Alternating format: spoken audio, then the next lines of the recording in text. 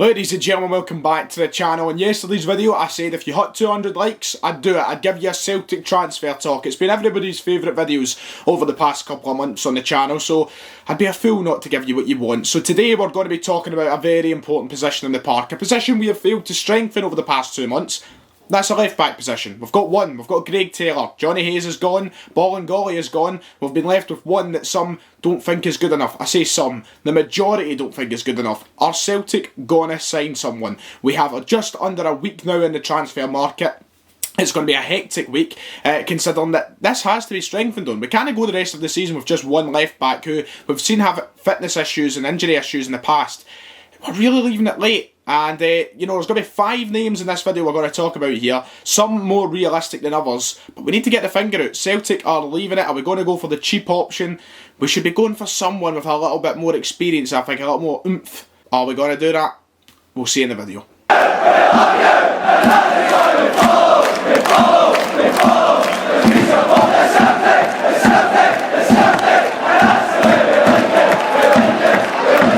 Right then, as I've already said in the intro to the video, left backs is today's discussion. Under a week to go in the transfer window, are we going to get a left back? And if we are, is it going to be sooner rather than later? In the video today, we're going to go through 5 players. We're going to start at the most realistic to the most unrealistic, and the kind of 10 minutes we're going to try and speak, and I'm going to try and keep it precise, try and keep it short as well, towards each player, try and give you as much factually correct information as possible. Now, if you do enjoy the video, you know what I do, like, subscribe, do all the good stuff in between, but, there's quite an issue here. It's annoying me that we have not got any progress, it seems, in signing a left back in any of the park. We've had to strengthen from the very start of the window, I would say, since the departure of Johnny Hayes, and every time a name gets thrown up, we go no further than hearing that name, so it's been a really weird one for Celtic. Let's start with the name that was thrown out yesterday in the Daily Record, a Daily Record exclusive. We covered it on the back pages video, and it is what convinced me to make this video today. It was a guy who we have been, looking at as a potential left-back replacement to the player of Alfie Doughty, who we originally wanted from Charlton. Now, Alfie Doughty is looking increasingly unlikely due to the fact Charlton are desperate to keep a hold of him. So Celtic are being forced to explore other routes. We're having to look at other players, considering the fact he might not be coming to the club. And Neil Lennon might have to deal with the fact that Lee Bowyer at Charlton wants to keep his best squad. So, Celtic have been looking elsewhere. Kasper Højer of Aarhus in Denmark has been an option for Celtic, and someone we are apparently keeping a close eye on as one of the top targets. And out of these 5 players, for me, is probably the most realistic now that we could sign. Now, yesterday when we were reading that piece in the Record about how Celtic are looking at him, I didn't know much about the player. I still don't know much about the player. I've done my research now, but it was really just an article saying Celtic are looking, a Danish defender might be coming in, but that was about it. I can now tell you that this guy looks like a decent player. I wouldn't mind it if we brought him into the club. Someone who's still probably to reach the peak of his career. He's had a decent season or two now at the Danish side, finishing 3rd last season in the Danish Superliga. 25 years of age, just quite a nice ripe age for a footballer. It's where you want them. They're not too young, they're not too old. He's been playing at a decent level of football too. It is stated that Aarhus will be looking for around £1.5 million for the player, which is probably a bit more than what Celtic were originally looking to spend. Celtic probably looking for a cheaper option. I think the faith is being installed in Greg Taylor to be the regular at that side of the park, to probably many of the fans' disappointment as well. £1.5 million, 25 years old. This season he has started 5 times for the club, getting a goal. Coming through the Copenhagen youth system too. He's been one of the star players over the past year and a half for the 3rd place side in Denmark. Last season, in fact, very impressive starts in the 2019-20 campaign. He had 37 appearances, 4 goals and 9 assists, all from the left back position. Someone who'd probably do a fantastic job at covering that left wing back role. For me, this is probably the most realistic option now for Celtic. It's probably where we will end up going if we don't get our hands on what seems to be Neil Lennon's first choice in Alfie Doughty. But you know what? I can't exactly complain. I've never seen him play, of course, but he was involved in a 4-2 win over Copenhagen last season where he actually got a goal and 2 assists. And I don't need to remind Celtic fans that Copenhagen were the team that knocked us out the Europa League last season. So this is a guy who knows what he's doing. He's capable. He's played against teams of our calibre, teams who are knocking us out of the Europa League. And ultimately, the Danish League has got a few good teams. You see Midtjylland over there, Copenhagen, Brøndby as well. A solid league. I'm sure this is a guy who would come into Celtic straight away and have an automatic shout to get in that first team. Potentially an improvement on Greg Taylor. Now, none of us can sit down and say that we've seen him play, because we probably haven't. And it may be another gamble. I mean, we brought in Bolingoli, was useless. It could be another one of those.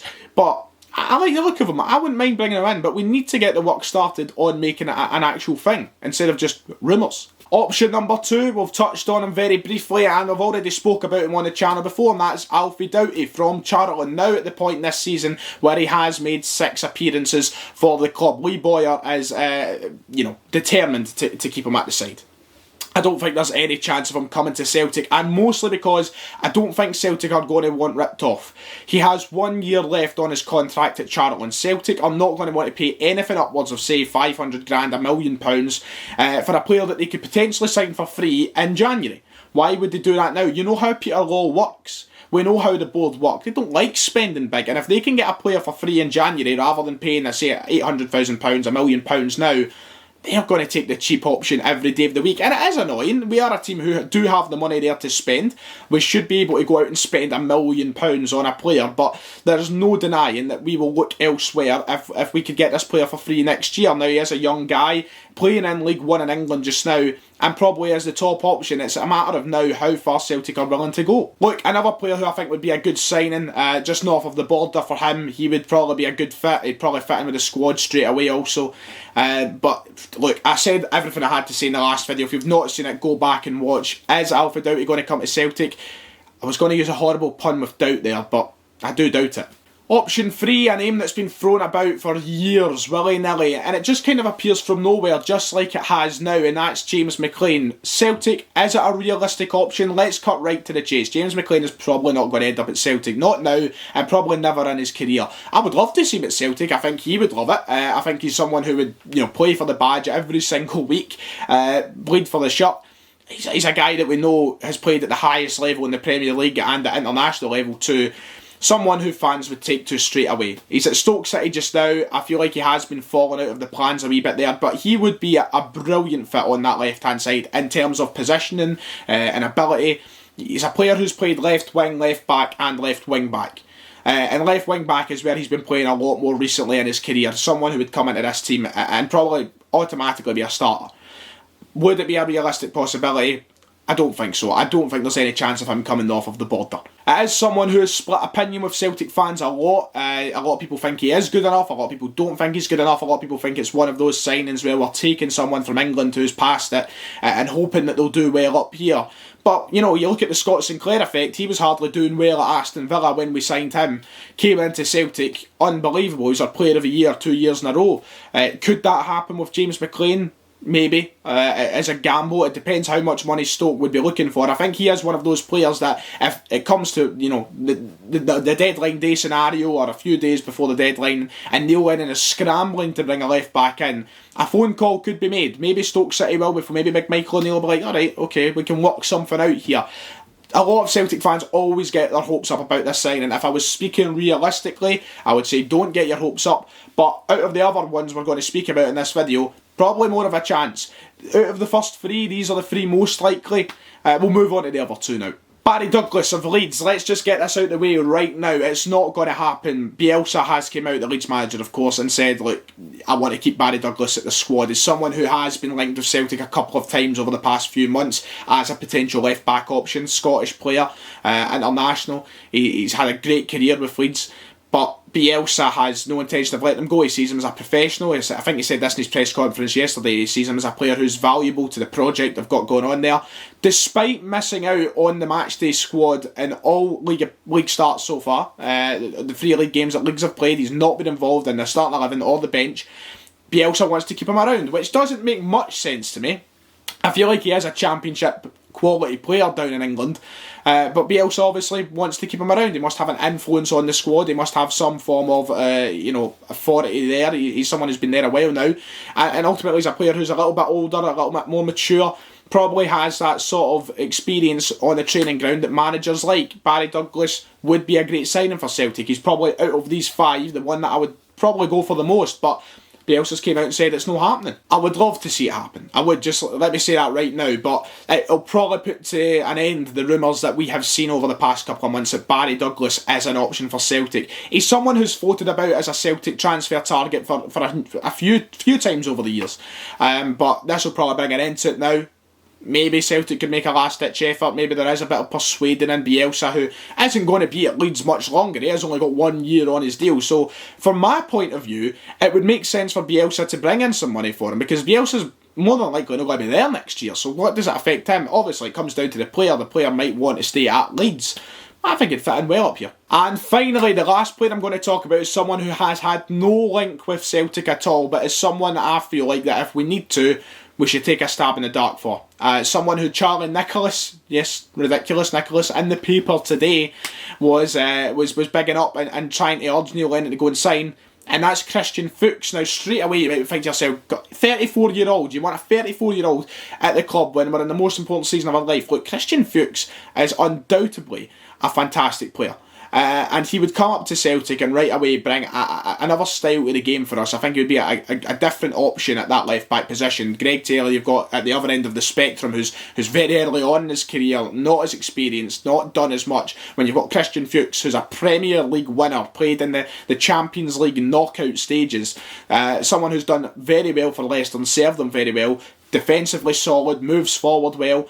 You know, it would bring another kind of dimension, and I like that option. And Charlie Nicholas, someone who I feel like does spout a lot of nonsense at times, actually bringing up a very good point in the Daily Express today. Had his column in there, and he was urging Celtic to go for the sign. And I was reading it, and I was thinking to myself, you know what?